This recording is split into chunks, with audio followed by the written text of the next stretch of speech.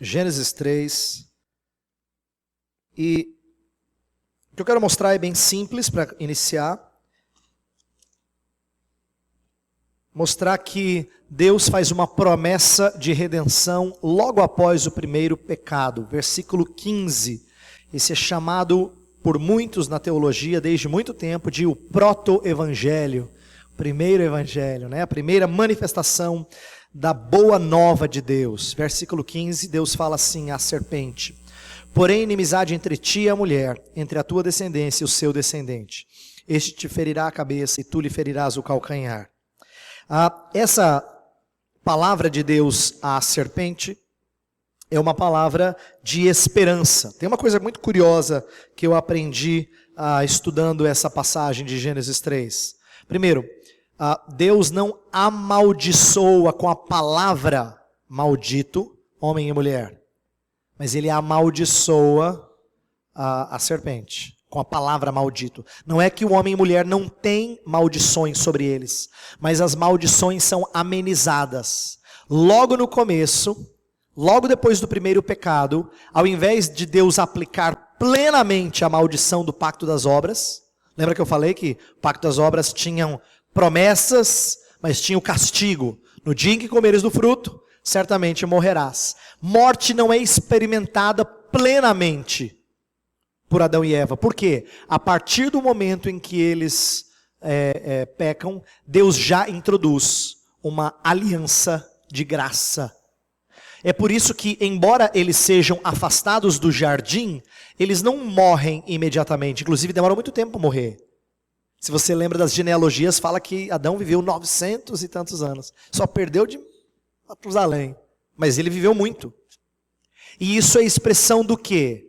É a expressão de que morte física passou a ser uma realidade, mas ela não veio aplicada com toda a intensidade. Deus vai diminuindo a idade dos homens gradativamente. É por isso que você tem os primeiros lá vivendo 600, 700, 800, 900 anos, e depois você vai ver isso diminuindo. Os patriarcas vivem 100 e tantos, ou 100 e poucos anos, e isso era comum. Depois Deus diminui isso ainda mais, e aí você vai ver os homens vivendo 70 anos, como eu comentei com o senhor antes. O Salmo 90 fala assim, que os anos dos homens são 70, às vezes a 80, mas câncer e enfado. Quer dizer, começou a diminuir ainda mais. O que eu estou tentando mostrar com isso? A aplicação da morte física, ela também foi gradativa, ela foi se tornando mais real com o passar do tempo. E isso é verdadeiro também em relação às outras coisas, como por exemplo, morte espiritual ou morte eterna. Quando a gente fala em teologia de morte, a gente normalmente divide em 3 categorias. Morte pode ser entendida como sendo física, essa é a mais comum nas nossas conversas, mas também espiritual, quando fala assim que nós somos mortos em nossos delitos e pecados, né? Estávamos mortos, Efésios 2:1. Ou morte eterna, e essa diz respeito à condenação de Deus. Quando alguém morre longe de Cristo, ele passa a experimentar o que a Bíblia chama de morte eterna. É por isso que eu mencionei, acho que eu mencionei ontem, que alguns ressuscitarão para a morte eterna, a ideia de separação eterna de Deus. Então, essa tripla divisão, quero que você apenas entenda o seguinte: Adão não recebe o castigo plenamente. Primeiro, ele não morre fisicamente, embora o processo de envelhecimento rumo à morte passa a ser uma realidade. Ele fica afastado do jardim, mas ele ainda experimenta alguma comunhão com Deus por intermédio de derramamento de sangue. Outra coisa que eu quero chamar a sua atenção de Gênesis 3. Adão e Eva cosem folhas para cobrir a sua nudez. Deus chega e depois da conversa, o que ele faz? Ele troca a roupa deles. E cobre o homem e a mulher com o quê? Pele de animal. Versículo 21 fala assim: fez o Senhor Deus vestimenta de peles para Adão e sua mulher e os vestiu. Olha que interessante. Tem um princípio importante que você tem que entender. Nós não conseguimos cobrir o nosso pecado e nos apresentarmos diante de Deus com nossas roupas. Biblicamente, você só consegue se apresentar diante de Deus com as roupas dele. É por isso que o Novo Testamento vai falar que nós somos cobertos com a justiça de Cristo. O pacto da graça é Deus nos vestir com as suas roupas. Apocalipse tem uma série de textos que falam de pessoas vestidas de branco. O que está mostrando ali? De que Deus as cobriu o seu pecado, Deus as fez limpas por intermédio da obra de Jesus Cristo. Então já em Gênesis 3 a gente vê o primeiro evangelho sendo anunciado, quando Deus promete um descendente vencendo a serpente, né? O teu descendente esmagará a cabeça da serpente. Então é a primeira promessa voltada para Jesus Cristo, por isso que ele é chamado, esse verso é chamado de proto-evangelho, primeiro evangelho.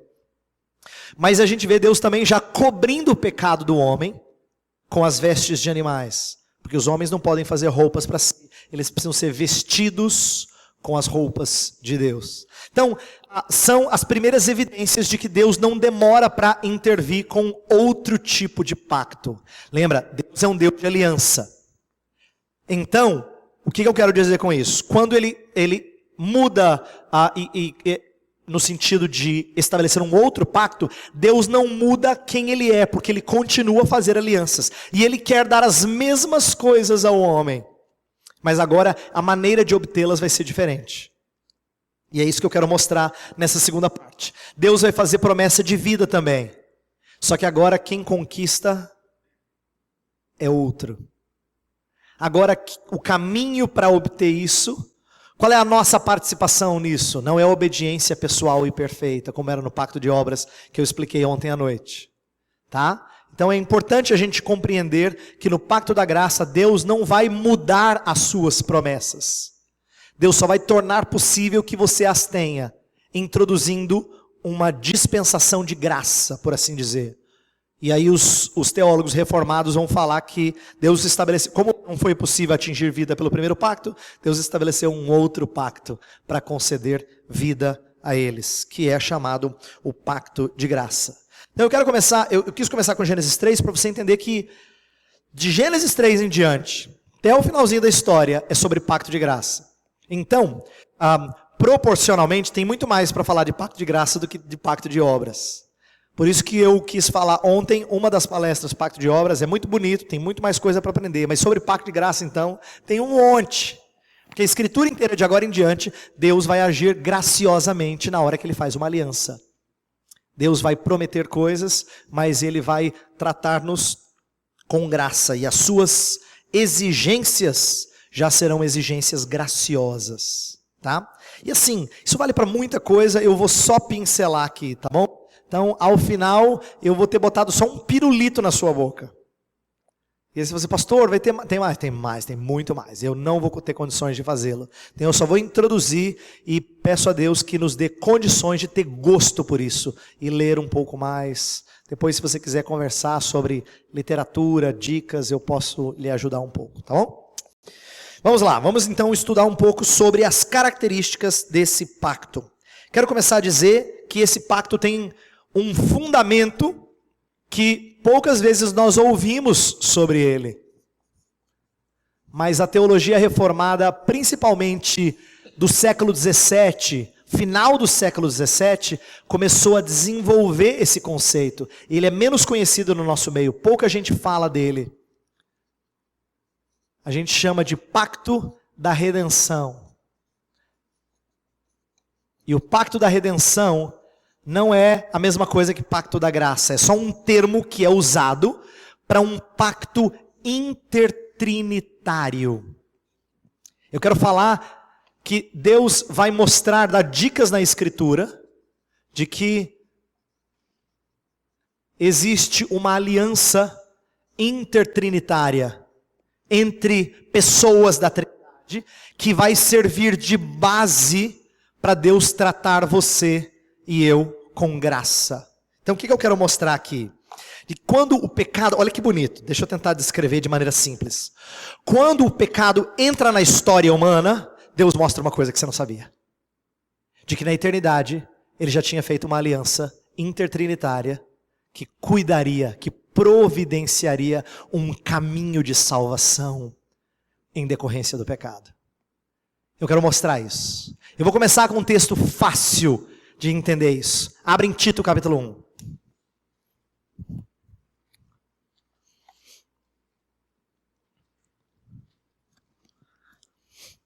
Tito capítulo 1. Alguém leia, por favor, versos 1 e 2.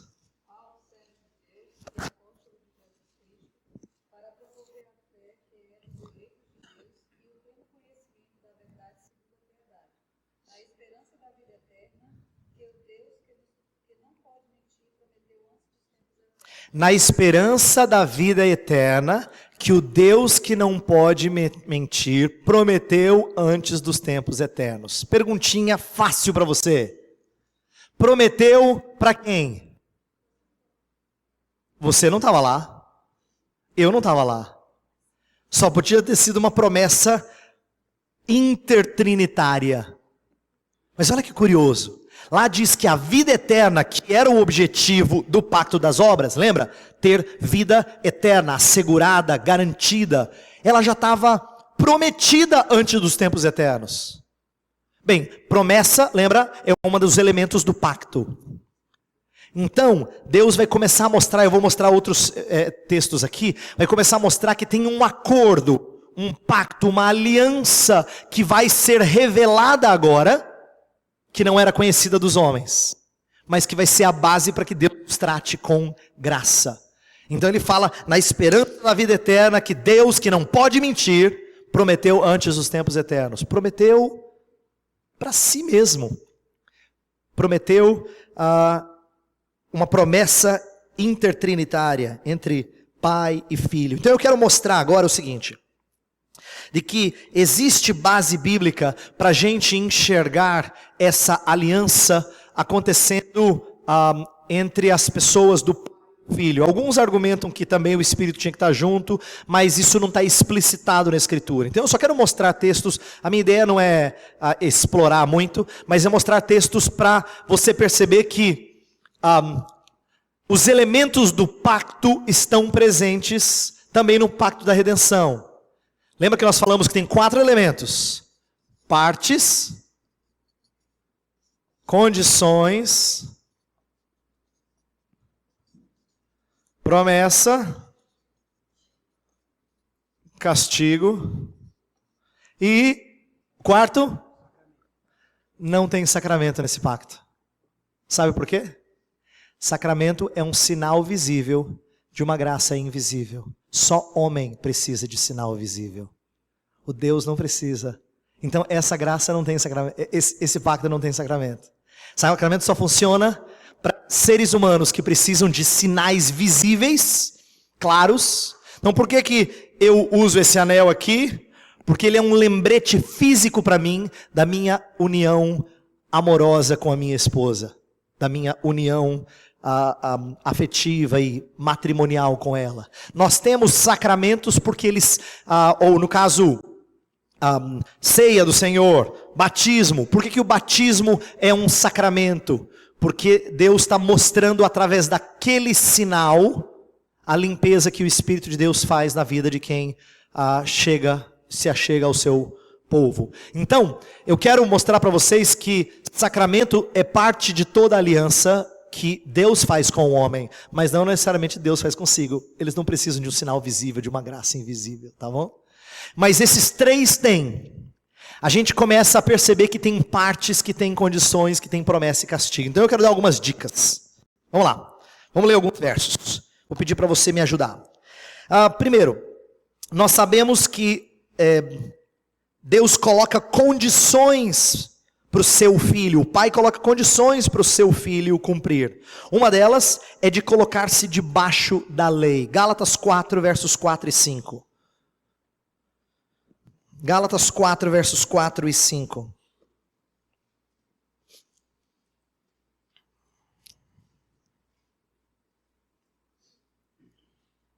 Pode ler. Show, pode ler.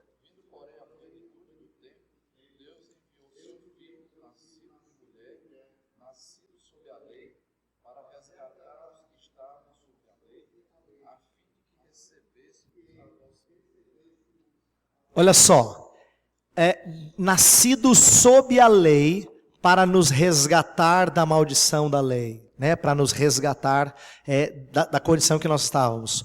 Quando Jesus Cristo nasce, ele não só nasce de mulher, mas ele nasce sob a lei. Por que é interessante você saber disso? Se ele é Deus, então ele é o legislador. Mas para salvar pessoas malditas pela lei, ele tem que sair da posição de legislador e se tornar um legislado. Ele tem que se colocar sob a lei para que ele seja cumpridor dela. E ele é cumpridor dela? Os evangelhos vão dar testemunho disso. Jesus é cumpridor de todo tipo de lei. No passado, os autores dividiam as leis do Antigo Testamento entre leis cerimoniais, leis civis, leis morais.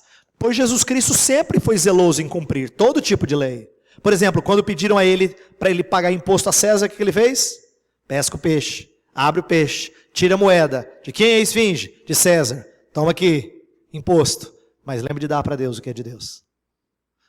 Porque ele está cumprindo a lei.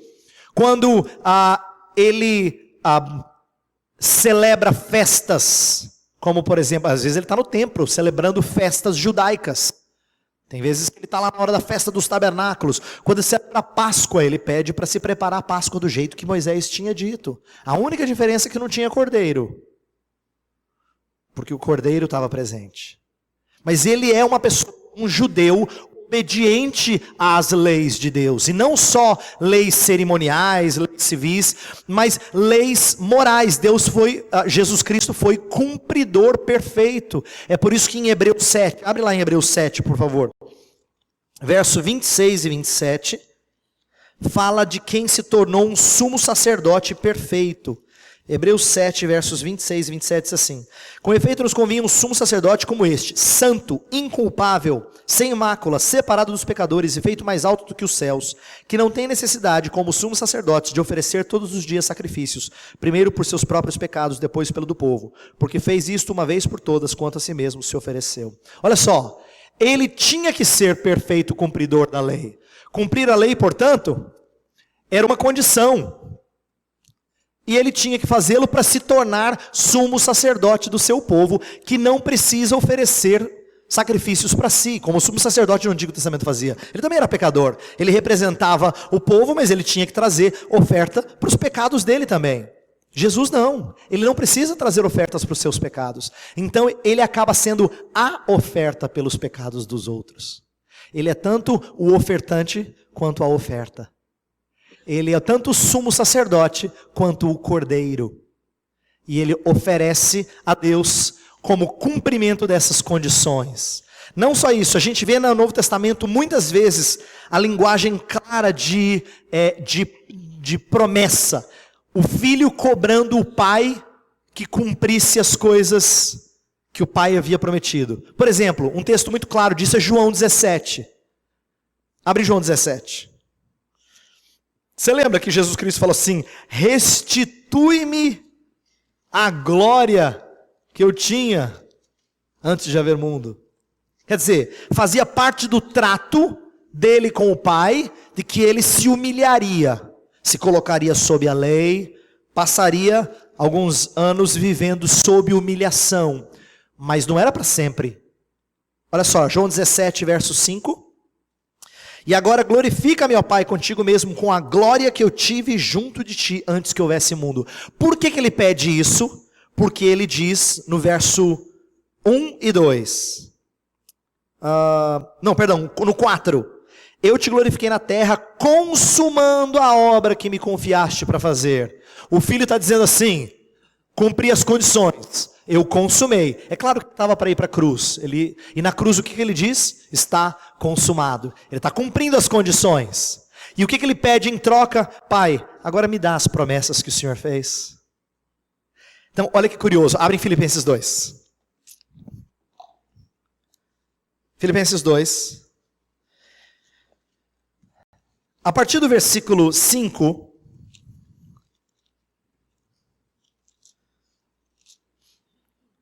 fala assim que a gente tem que ter o mesmo sentimento que Cristo Jesus teve. Aí no verso 6 fala que ele, subsistindo em forma de Deus, ele não se julgou como Deus, se fez servo, se humilhou. Verso 8. A si mesmo se humilhou, tornando-se obediente até a morte e morte de cruz. Agora vem o que eu quero que você guarde. Fala que ele estava lá na posição de Deus. Embora ele fosse Deus, ele não julgou com usurpação ser igual a Deus. Ele se humilhou e assumiu forma de servo. Foi obediente até a morte e morte de cruz. Aí o que acontece? Olha que curioso. Por isso, é a tradução do grego. Quando fala pelo que também, no grego seria melhor traduzido como por isso, também Deus o exaltou sobremaneira, ele deu o nome que está acima de todo nome. Por que Deus o exaltou e lhe deu um nome? Porque ele conquistou o direito. Lembra que eu falei que ele pode fazer um nome? Ele cumpriu as condições e Deus lhe deu posição exaltada. Vou lembrar de um outro verso que você cita sempre, mas não faz muito sentido para o crente. Jesus Cristo, depois que morreu e ressurgiu, e ele vai mandar todo mundo agora pregar o evangelho a toda criatura, ele fala assim: toda autoridade me foi dada no céu e na terra. Portanto, a gente lembra disso. Agora, Jesus não é Deus? O crente pergunta. Como é que ele recebeu toda a autoridade agora? E percebe, ele só diz isso depois da ressurreição. Por que ele diz depois da ressurreição que toda a autoridade lhe foi dada? Eu quero que você entenda que em cristologia, a gente fala que o estudo da pessoa, da obra de Cristo, não é que a segunda pessoa da Trindade não tivesse glória e autoridade. Mas quando ele se faz homem, ele precisa conquistar alguns direitos como homem, e ao conquistar esses direitos, reconquistar domínio sobre todas as coisas como homem. E é por isso que ele recebe autoridade agora para exercer domínio. Lembra que nós falamos do mandato cultural? Lembra que eu falei do Salmo 8? Que é o homem para que dele te lembres e o filho do homem que o visites? Abre em Hebreus 2. Olha que curioso. Hebreus 2 vai pegar o Salmo 8 e não vai aplicar a você.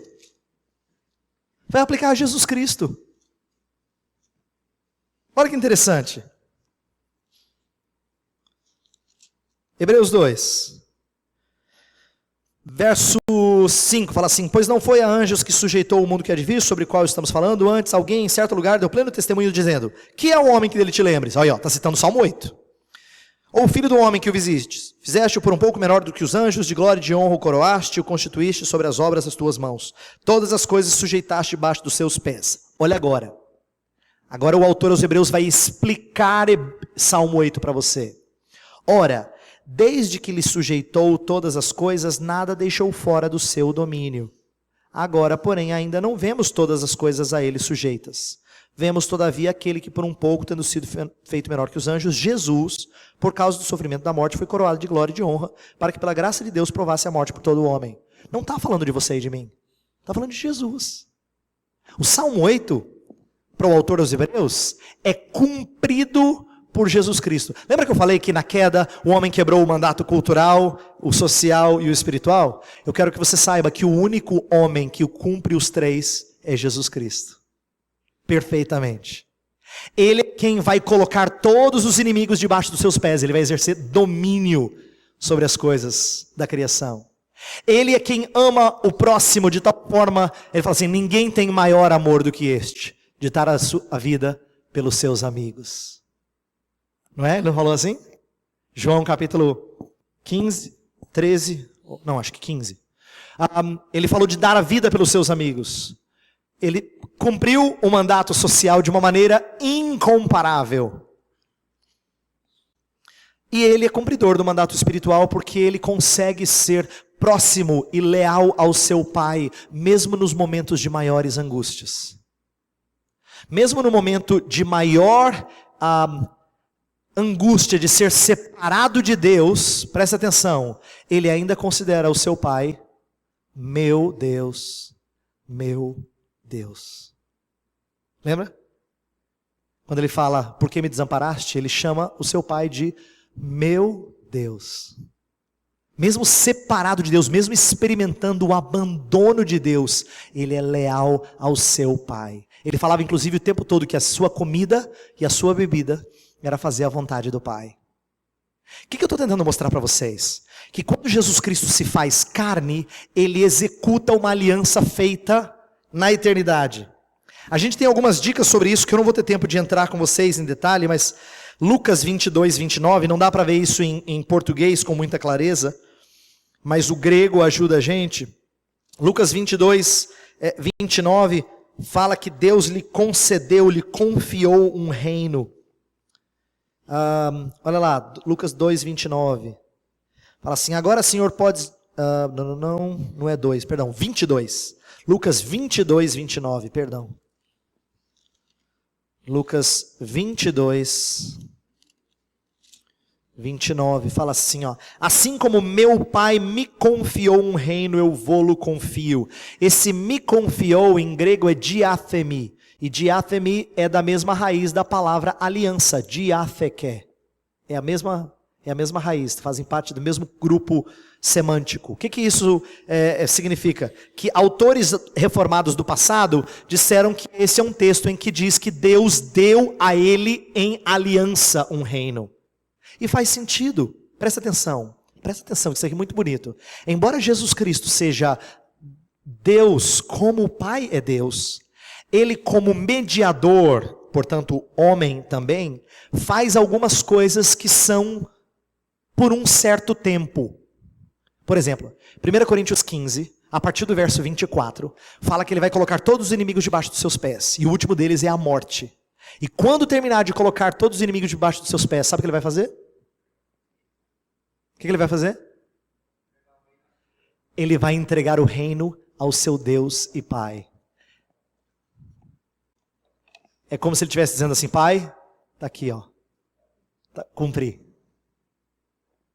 Ele é o exímio cumpridor de promessas.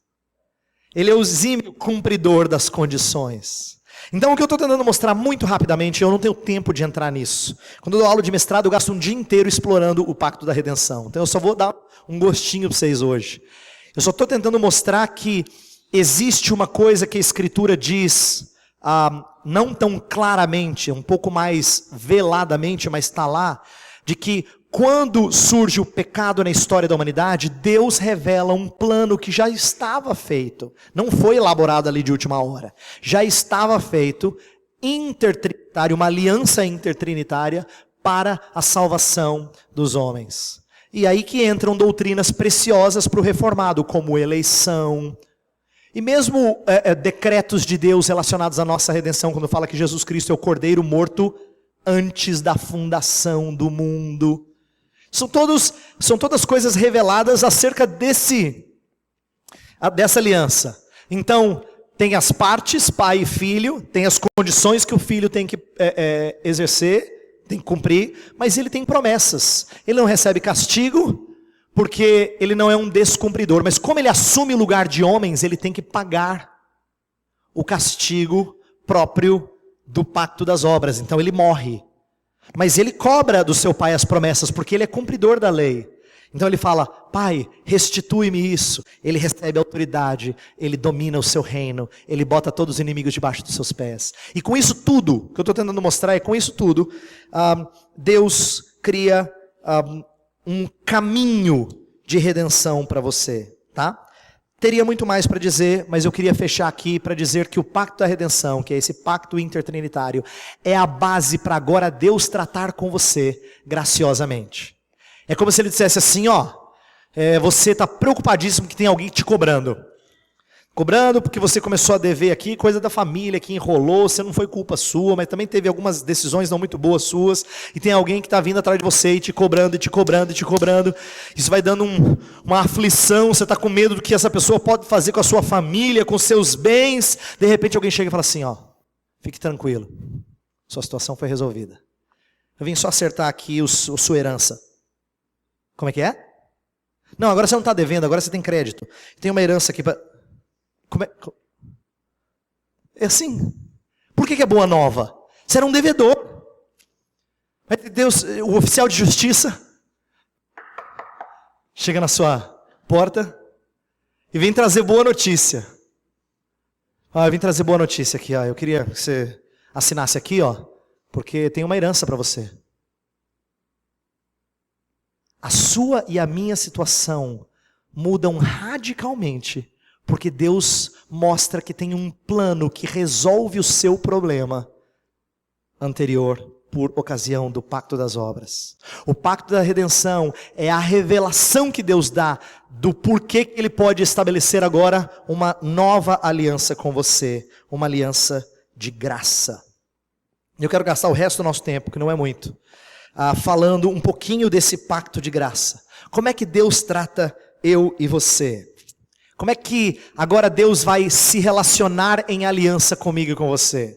Agora as condições. Agora vamos falar do pacto da graça. Agora as condições não são mais as mesmas. As partes continuam sendo Deus e o homem. Mas o catecismo maior, sabiamente, coloca no lugar do homem Cristo. Porque as duas coisas são verdadeiras. Embora Deus faça aliança comigo, Ele faz aliança comigo em Cristo. Tá? Então é com o homem, mas é por causa de Cristo. Então as duas coisas são verdadeiras. A Confissão de Fé fala que é uma aliança que Deus faz com o homem, e o Catecismo Maior fala que Deus faz com Cristo. As condições, agora eu vou mostrar, são diferentes, mas a promessa é a mesma. Vida eterna. Aquela prometida antes dos tempos eternos, lembra? Continua sendo promessa. E os sacramentos são diferentes no decorrer da história e até chegar na nova aliança. Mas eu vou mostrar isso à noite, então eu não quero antecipar. Deus vai trazer diferentes sacramentos para comprovar a sua graça. Tá? Ele vai trazer sacramentos diferentes para Abraão, para Noé, para Davi e em Jesus Cristo e assim por diante. Mas por hora eu quero só focar nas condições e nas promessas. Então deixa eu falar o seguinte. Deixa eu falar da graciosidade dessa aliança. Essa aliança agora, biblicamente, se torna uma aliança eterna. Vou pedir para vocês me ajudarem lendo 2 versos aqui. Gênesis 17, 7 e Deuteronômio 4, 31.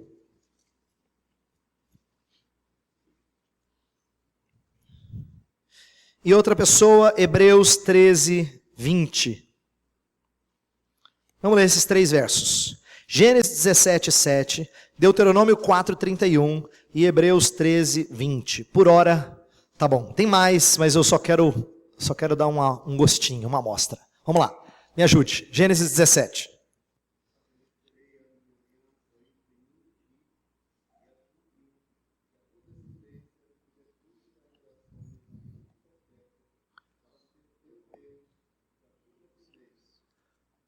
Olha só, em Gênesis 17, essa aliança é chamada de aliança perpétua.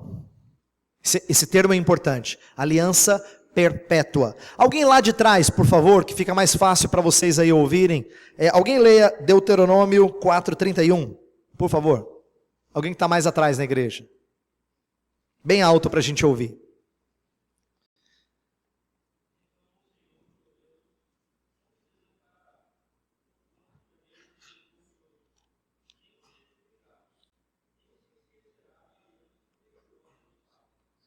Nem se esquecerá da aliança que ele jurou a seus pais. A ideia de que o Senhor Deus não é alguém que muda de ideias, né? Ele não muda as regras do jogo depois que ele as estabeleceu. Se ele fez promessas aos pais, ele não se esquecerá da aliança que jurou a seus pais. E por último, Hebreus 13, 20.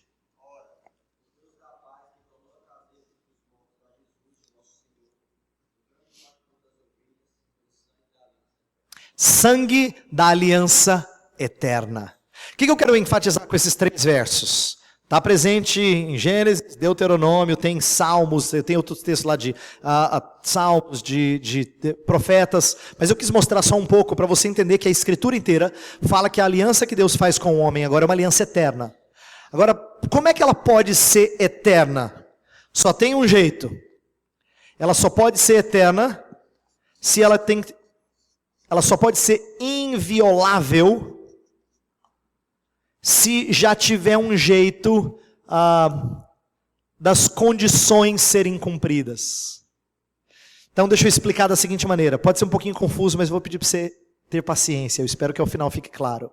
Eu quero falar que há um sentido em que a aliança da graça, ela é incondicional.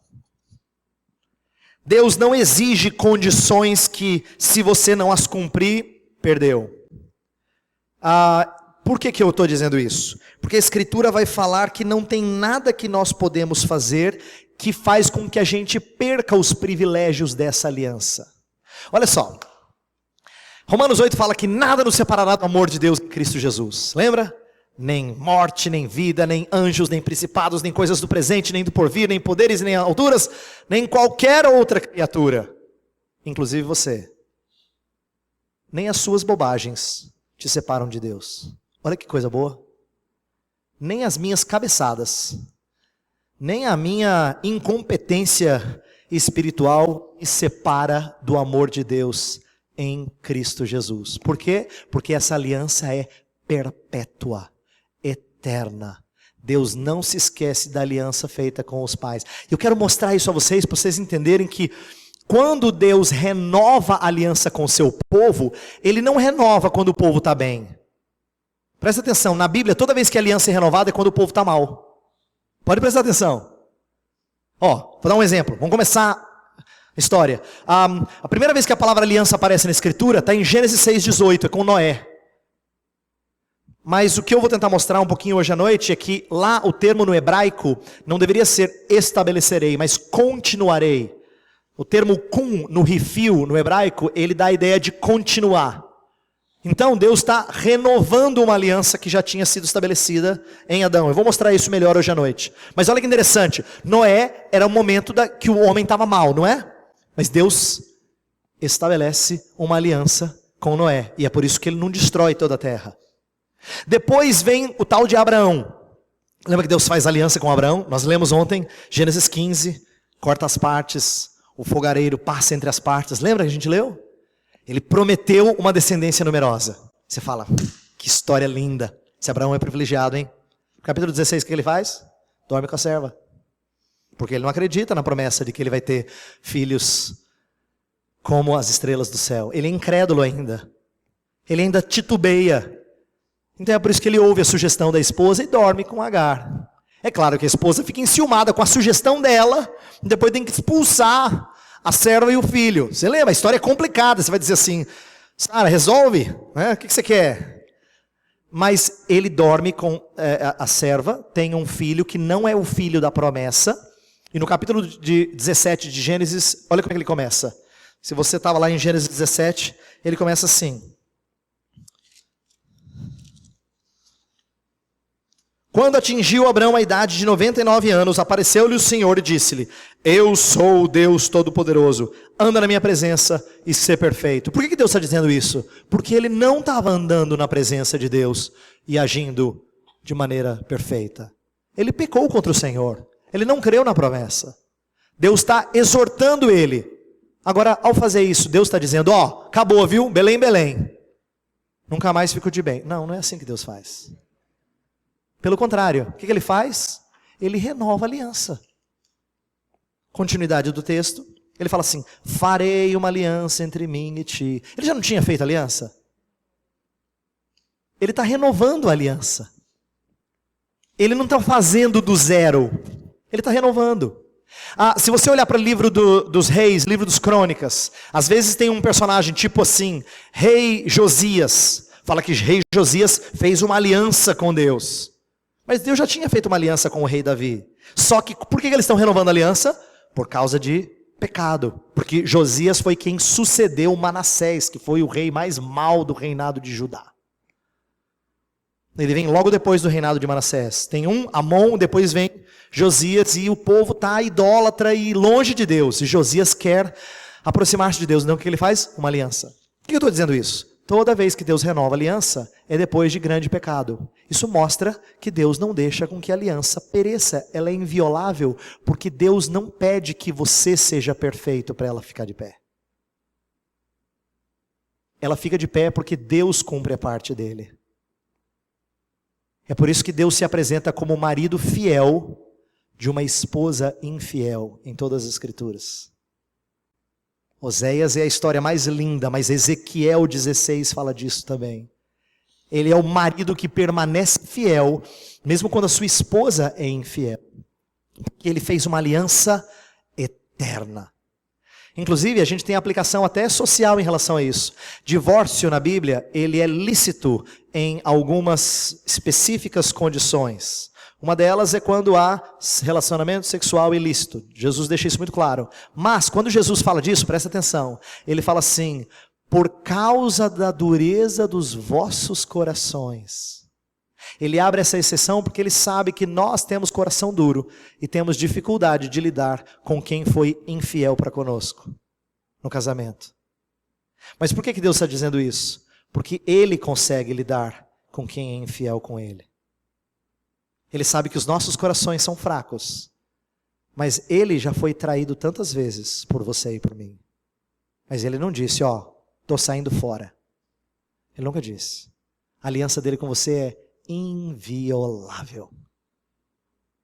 Portanto, eu quero que você entenda que há um aspecto em que só tem graça aqui. Tem outra palavra na Bíblia que ajuda a gente a entender isso. Abre em Hebreus 9.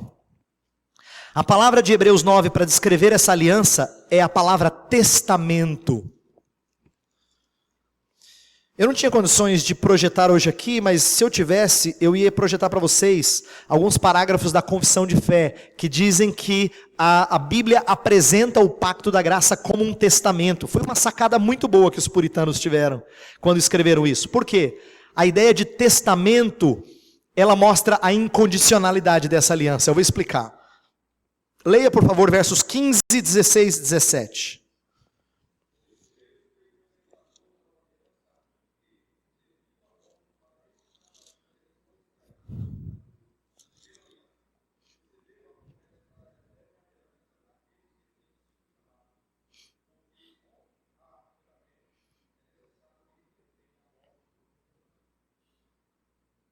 O 17 também.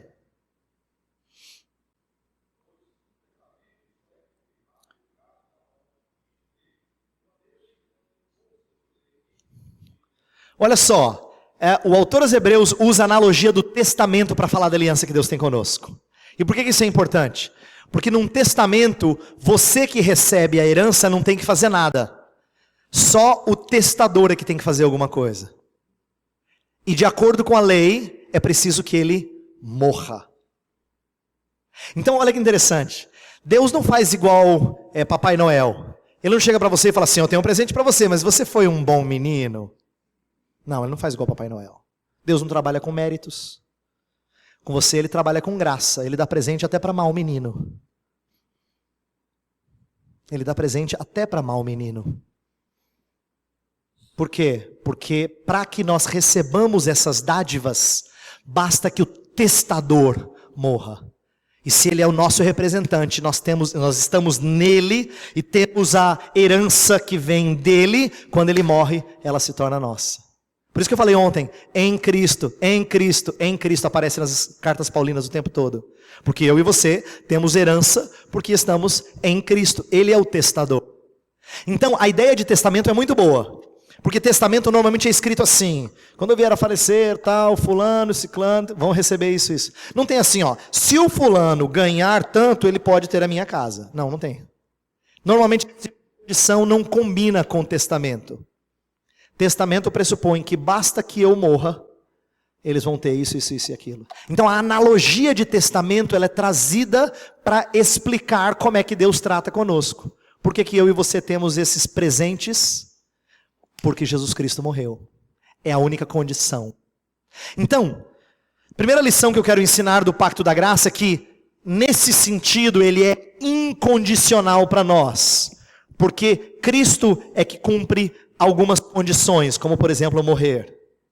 Tá? Então esse é um elemento de incondicionalidade do Pacto da Graça. Ele é uma promessa maravilhosa de Deus para conosco, que não depende do nosso desempenho, mas do desempenho do nosso representante. Agora tem um outro lado, porque eu tinha que confundir um pouquinho a cabeça de vocês, né? Não dava para ser assim tão fácil. Esse pacto, ele é condicional. Claro. Aí você fala, peraí, pastor, eu entendi a parte do incondicional, tá indo bem. Mas ele é condicional. E os teólogos que escreveram, os teólogos reformados do passado, inclusive que escreveram a Confissão de Fé, eles falam que Deus exige certas coisas. Que Deus coloca condições. E eu quero mostrar isso. Deus não exige condições no sentido de que você tem que fazê-las para que Deus então te dê uma dádiva. Mas as condições são respostas à iniciativa divina. O que eu quero mostrar agora é que a Bíblia, em vários lugares, vai mostrar como Deus exige de você, por exemplo, que você responda em fé. Essa é uma exigência bíblica. Deus exige que você responda em fé. Então, não é verdade que o homem fica passivo nessa aliança. É que ele não faz nada meritório nela. Fé não é mérito. Fé é reconhecimento de que você está na bancarrota. É reconhecimento da sua bancarrota. Fé é de chegar para Deus de mãos vazias. Não é chegar para Deus com presentes para Ele. É chegar para Ele sem nada, se apegando a Ele. Os escritores reformados têm destacado muito esse elemento não meritório da fé. Mas é uma condição. Deus exige que nós respondamos em fé. Então, veja só, a gente leu Gênesis 17, né? Eu quero ler, lembra que ele fala assim, anda na minha presença e ser perfeito. E Deus renova a aliança com Abraão. E depois de renovar a aliança com Abraão, o que ele fala para Abraão fazer? Circuncidar. O que é a circuncisão? Ela é meritória? De maneira nenhuma. É para que ela seja a resposta de fé de Abraão à renovação da aliança que Deus fez. Deus exige que ele circuncide, e ele vai circuncidar. Não é meritório, mas é a resposta que Deus exige. E Ele quer nossa obediência às suas orientações. Assim como em Deuteronômio 4, eu vou ler Deuteronômio 4 para vocês. Foi aquela passagem que um irmão leu o verso 31. Eu quero ler antes um pouco, para você entender esse conceito de Deus exigir uma resposta de fé. Olha só, Deuteronômio 4, a partir do versículo 25. Quando, pois, gerardes filhos e filhos de filhos, e vos envelhecerdes na terra, e vos corromperdes, e fizerdes alguma imagem esculpida, à semelhança de alguma coisa, e fizerdes mal aos olhos do Senhor teu Deus, para o provocar a ira. Hoje tomo por testemunhas contra vós outros o céu e a terra, que com efeito perecereis imediatamente da terra, qual passando o Jordão ides possuir. Não prolongareis os vossos dias nela, antes sereis de todo destruídos. O Senhor vos espalhará entre os povos, e restareis poucos em número entre as gentes aonde o Senhor vos conduzirá. Lá servireis a deuses que são obra de mãos de homens, madeira e pedra, que não veem, nem ouvem, nem comem, nem cheiram. De lá buscarás ao Senhor teu Deus, e o acharás quando o buscardes de todo o teu coração e de toda a tua alma. Quando estiveres em angústia e todas essas coisas te sobrevierem nos últimos dias, e te voltares para o Senhor teu Deus, e lhe atenderes a voz, então o Senhor teu Deus não te desamparará, porque é Deus misericordioso, e nem te destruirá, nem se esquecerá da aliança que jurou a teus pais. Olha que bonito. Está resumido nesses 6 versos a história do Antigo Testamento. Está aqui, está resumido. Eles vão abandonar Deus. Deus então vai tirá-los da terra. Eles vão para outro lugar, lembra do cativeiro babilônico? E lá eles vão se lembrar do Senhor. E vão buscar o Senhor. E os profetas vão dizer que se me buscardes de coração, me achareis. Isaías fala disso. Quem busca, me achará se buscar de todo o coração. Salomão previu isso, na verdade, Deus previu isso para Salomão, quando inaugurou o templo. Se o meu povo, que por mim se chama, com fé se humilhar e orar, eu ouvirei a sua voz e sararei a terra. Deus está fazendo promessa de que para aquele que chega diante de Deus, com fé, não é meritória, mas com crença no poder salvador de Deus, Ele atende, Ele ouve, Ele sara. É por isso que Jesus Cristo tinha misericórdia de quem clamava cura para Ele, como quem estava desesperado. Lembra os discípulos às vezes tentando assim, segurar pessoas, e vinha lá um leproso, clamando, filho de Davi, tem misericórdia de mim. E aí o que Ele fazia? Ele tinha misericórdia, porque houve expressão de fé.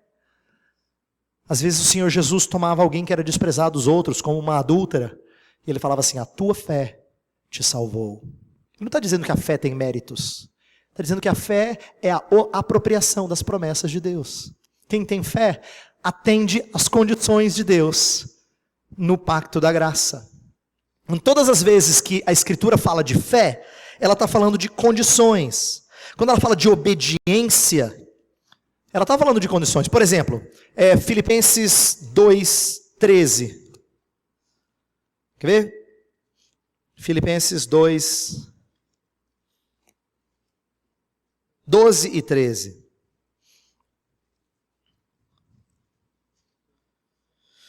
Filipenses 2, 12 e 13. Pode ler em voz alta.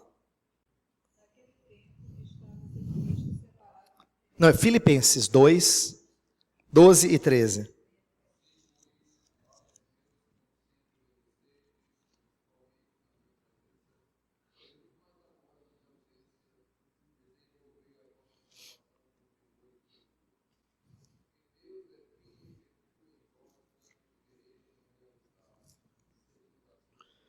O verso 12 fala assim, desenvolvei a vossa salvação com temor e tremor. Está falando que nós temos que fazer algo, é uma ordem para ser obedecida.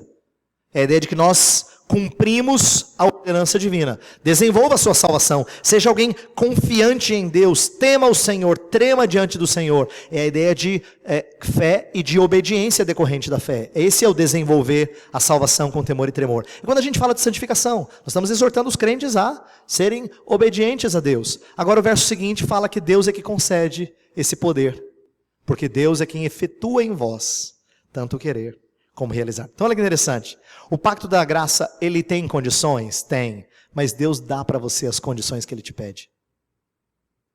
A gente não aprende desde o início da vida cristã que fé é dom de Deus? Ele exige fé, mas Ele te dá. Ele exige arrependimento, mas Ele te dá também arrependimento. Está lá em Atos 11, 18. Atos 11, 18 diz assim, ó. Olha que bonito. E ouvindo estas coisas, apaziguaram-se e glorificaram a Deus, dizendo, logo também aos gentios foi por Deus concedido o arrependimento para a vida. Olha que bonito. Os gentios, eles tiveram salvação, porque eles se arrependeram, mas foi concedido por Deus arrependimento. Olha que interessante. Na Bíblia inteira, fé, arrependimento, obediência, coisas que Deus exige de nós, Ele mesmo as dá. Agora, isso não significa que nós não tenhamos que praticá-las. Por isso que é um pacto condicional. Porque faz parte de todo pacto ter condições. Então, mesmo um pacto de graça, ele tem condições, mas as condições dele são graciosas. Isto é, ele concede, ele as dá. Ele exige que você creia, ele exige que você se arrependa, ele exige que você obedeça. Esses são os mandamentos do Novo Testamento. O tempo todo, quando você prega sobre um mandamento do Novo Testamento, você está falando de condições do pacto da graça. Quando a Bíblia fala assim, sobre nós obedecermos a sua palavra, sobre nós sermos não só ouvintes, mas praticantes. Quando ela fala assim, fazei morrer a vossa natureza terrena, santificação, de mortificar os feitos da carne, ele está dando as condições do pacto da graça. Mas a beleza da Bíblia é que Deus não pede isso e fala assim, agora é com você, eu fiz a minha parte. Não, Ele faz a dele e opera a sua em você. Essa é a beleza da teologia reformada. E é por isso que eu acho que ela é clara em todas as Escrituras. E eu tenho tristeza de ver irmãos que não a conhecem. Porque os irmãos que não a conhecem acham que Deus é tão bondoso que Ele anda daqui... Você está ali, ele chega até aqui, ele fala assim, eu vim até aqui para você, agora você deu o último passo. Não! Sabe por quê? A Bíblia diz que ele está morto, ele não consegue nem mexer um dedo, como é que ele vai dar um passo? Está morto. Então Deus tem que vivificá-lo, e tem que trazê-lo pela mão. Olha que bonito, Deus não só anda a maior parte do tempo e depois pede que você venha ao restinho. Ele dá forças para você vir. Ele chega aqui e Ele te levanta. E Ele faz você andar com Ele. Ele exige isso de você, quem anda é você. Mas é com a força dEle. Meu pai conta uma ilustração muito legal. Ele diz que quando ele era menino, ele foi atirar no arco e flecha. E aí ele era muito pequenininho, então ele não conseguia assim. Na verdade era um bodoque, uma espécie de arco mais antigo, né? Os mais antigos usavam mais. E aí ele disse assim que ele não tinha força para puxar, para envergar aquele arco. Então ele tentou, mas não dava conta. Aí o pai dele queria dar a ele essa alegria, chegou atrás dele assim, pegou a mãozinha dele, as duas mãos, e usou a força dele de pai e fez o meu pai, que era menino, atirar. Quando ele terminou de atirar, o meu pai saiu pulando dizendo, consegui. Mas a gente sabe o que ele conseguiu. Por causa da força do seu pai por detrás do ato dele. É por isso que a Bíblia diz assim, que se a gente peca, nós não podemos culpar Deus, porque a gente tem poder para isso. Mas se a gente faz aquilo que é santo, a gente não pode se vangloriar. Porque é Deus em nós. A Bíblia inteira ensina isso. Então a gente não se gloria das coisas santas que nós fazemos. Nós damos graças a Deus e Pai. Porque as condições que Ele pede, Ele mesmo opera em você. É assim que o pacto da graça é trabalhado em nós, tá? Eu acho que tá bom. Já foi muita coisa.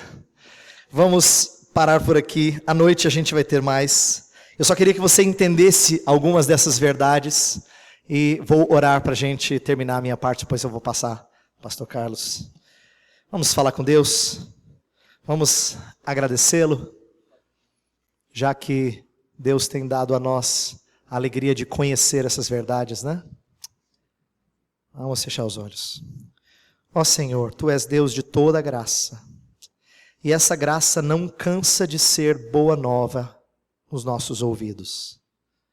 Há muita coisa que nós podemos ouvir dela e nos deliciar. Louvado seja, Senhor, pela maneira como o Senhor graciosamente entra em aliança conosco, em Jesus Cristo, e torna possível que nós sejamos Teus filhos, e exige que nós cumpramos a Tua lei, mas nos dê condições pelo Teu Espírito de cumprirmos. Ó Senhor, há tanta coisa boa que nós aprendemos da Tua palavra que evidenciam a Tua graça.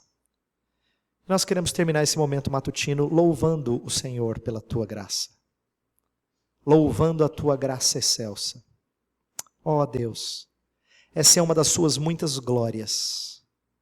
E ela nos toca profundamente, porque nós somos alvos dela. O Senhor nos trata com graça. E é por isso que nós queremos cantar-te louvores continuamente. Porque o Senhor é um Deus gracioso. O Senhor faz aliança conosco, mas não permite que essa aliança seja quebrada por causa de nossas falhas. O Senhor a renova, e nós renovamos a aliança contigo em Jesus Cristo, crendo nele, cumprindo suas ordenanças, nos arrependendo dos nossos pecados. E nós temos a certeza de que nisso tudo o Senhor nos ajuda, nos socorre, nos fortalece. Senhor, é tão bom sabermos que fazemos parte de uma aliança inviolável, de que não haverá nenhum jeito de nós perdermos o que o Senhor tem assegurado para nós. Ó Senhor, louvado sejas por isso, porque o Senhor não coloca nas nossas mãos, mas coloca nas mãos do Teu Filho, e é por isso que nós podemos ter certeza da nossa herança. Nós louvamos o Teu nome, em nome de Jesus. Amém.